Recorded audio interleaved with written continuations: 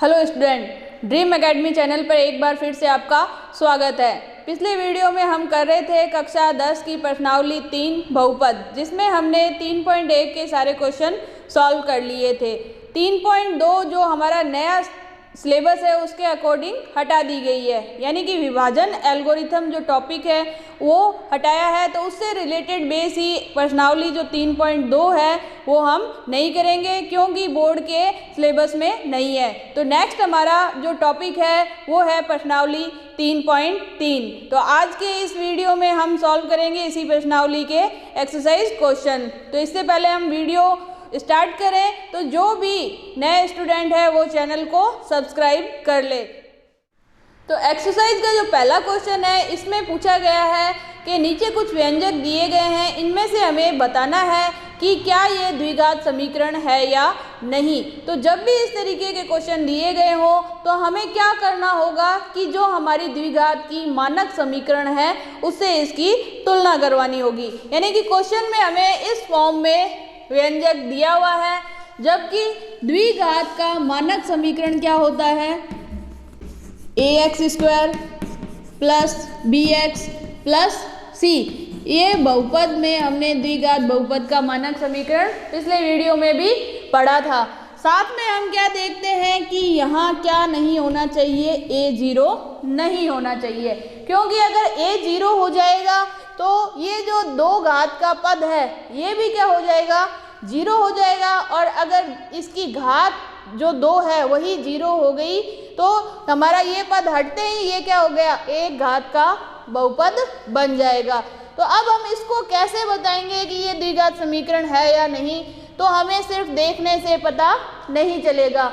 हमें जो भी व्यंजक दे रखा है उसको पहले इस मानक फॉर्म की रूप में लेके आना होगा। अभी क्या है, इसमें पदों के गुणांक अलग अलग ब्रैकेट में है, तो इनको गुणा करा के पहले इसको मानक फॉर्म में लेके आना होगा। तो इसको हम कैसे करेंगे, हम देख रहे हैं x बाहर है ब्रैकेट के और ब्रैकेट के अंदर है x प्लस 1, तो हम x की इस पूरे ब्रैकेट से गुणा करवाएंगे। तो सबसे पहले x की गुणा x से हुई तो आया x² प्लस का प्लस और 1 से गुणा हुई x की तो आया x। फिर इसकी इन दोनों पद से गुणा हो चुकी है, प्लस का 8 इसमें वैसा का वैसा रख दिया हमने। अब हमने लेफ्ट हैंड साइड तो सॉल्व कर लिया, राइट हैंड साइड में क्या देख रहे हैं कि a प्लस बी a-b वाला फॉर्मूला लगा हुआ है, जिसको हमने सर्वसम्मिका में पढ़ा भी था कि a प्लस बी और a-b अगर फॉर्म होती है तो a² माइनस b² आता है। सेम यही है, तो इसमें भी हम क्या करेंगे, x² और माइनस 2 का स्क्वायर। तो इस तरीके से हमने इन दोनों की गुणा करा के एक जो घात जो भी इसमें आ रही है मान उसमें ले आए। अब हम नेक्स्ट हमारा स्टेप है इन सब का पक्षांतरण करना और एक समीकरण के फॉर्म में लेके आना। तो x² प्लस x प्लस 8 यहाँ पहले से है, x² प्लस का था, बराबर के इस साइड लाए तो माइनस का 2 का स्क्वायर क्या होता है 4, तो 4 इधर माइनस का है, बराबर के इस साइड आएगा तो प्लस का। अब राइट हैंड साइड में क्या रह गया हमारे पास, सिर्फ 0 रह गया। नेक्स्ट हम देखते हैं कि x² यहाँ क्या है प्लस का और यहाँ क्या है माइनस का, तो ये आपस में घट के क्या हो गए, 0 हो गए।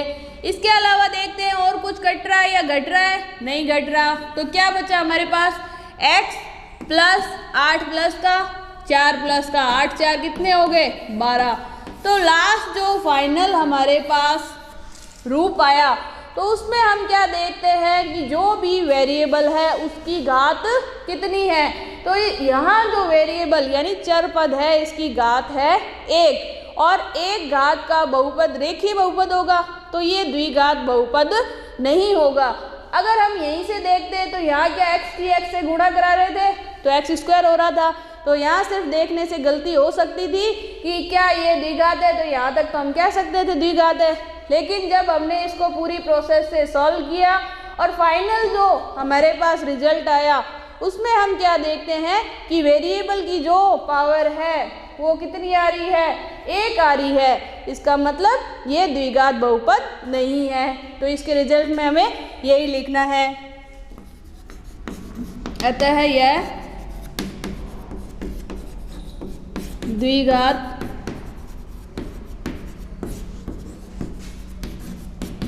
बहुपद नहीं है।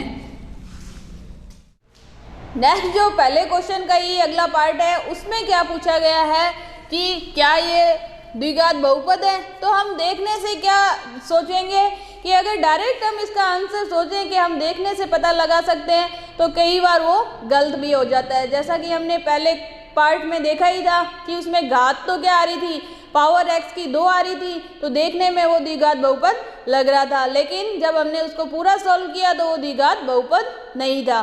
तो इसमें देखने से क्या पता चलता है कि वेरिएबल जो x है उसकी पावर कितनी आ रही है, 3 आ रही है। तो ये देखने से लगेगा कि द्विघात बहुपद नहीं है। तो हम इसको सॉल्व भी कर लेते हैं कि क्या हमारा अंदाजा सही है या गलत है। तो हम इसको कैसे सॉल्व करेंगे, हम देख रहे हैं कि यहाँ इसकी पावर 3 है, तो 3 के लिए कौन सी सर्वसम्मिका लगती है।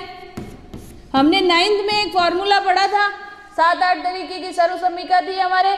तो इसमें हमने क्या देखा था कि a प्लस बी की होल पावर 3 है। तो इसको कैसे एक्सपेंड करेंगे, a cube b cube plus 3ab a plus b। इसको हम कई को ऐसी फॉर्म में याद रहता है, कई को इसी को ही फॉर्मूले को आगे किया है, तो इसको इस तरीके से भी लिखते हैं 3a² b प्लस 3ab²। तो इस फॉर्मूले और इस फॉर्मूले में कोई फर्क नहीं है, ये दोनों सेम ही है। जिसको जैसे याद रहता है वैसे इसको एक्सपेंड कर सकते हैं कि इसको इस फॉर्म में लिखना है। तो हम आते हैं वापस से क्वेश्चन पे। तो यहाँ a ये है और b क्या है, 2। तो इसको खोलते हैं लेफ्ट हैंड साइड में सर्वसम्मिका से, x का क्यूब प्लस 2 का क्यूब प्लस 3a b जो कि 2 है और a प्लस b जो कि x प्लस 2 है। तो हमने फॉर्मूले से इसको यहाँ तक ओपन कर लिया इस ब्रैकेट को। बराबर में हमारे पास है x का क्यूब माइनस का 4। अब नेक्स्ट आगे देखते हैं हम, x क्यूब 2 की पावर 3 यानी कि 8, फिर इनकी गुणा करा दें हम 6x x प्लस 2 बराबर में x cube minus 4, x cube plus 8, फिर अंदर गुणा कराएंगे 6x की x से और फिर 6x की 2 से, इन दोनों से गुणा होगी 6x² प्लस 12x बराबर में है हमारे पास x क्यूब माइनस 4। अब ये राइट हैंड साइड में जो 2 पद हैं इनको हम क्या करेंगे, इधर लेफ्ट हैंड साइड में ले आएंगे। बराबर में हमें क्या लेके आना है, 0। क्यों, क्योंकि हमें इस मानक फॉर्म में बहुपद को लेके आना है ताकि हमारे बता सके कि ये द्विघात बहुपद है या नहीं।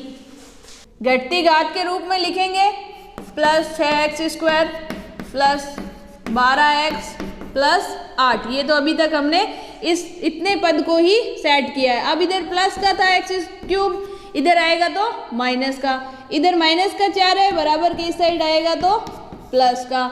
यहाँ तक हमने क्या किया, पक्षांतरण कर लिया। ऐसा हमने क्यों किया कि अब यहाँ जो भी पद घट रहे हैं या जुड़ रहे हैं वो आके हम एक मानक फॉर्म में इसे मेंटेन कर लेंगे। तो हम देखते हैं कि x³ यहाँ प्लस का है और यहाँ माइनस का, दोनों घट जाएंगे तो 0 हो जाएंगे। अब हमारे पास क्या बचा, 6x² प्लस 12x और 8 4 12 बराबर में 0। अब ये फाइनल आ गया हमारे पास बहुपद, इसके आगे ये और सॉल्व नहीं होगा।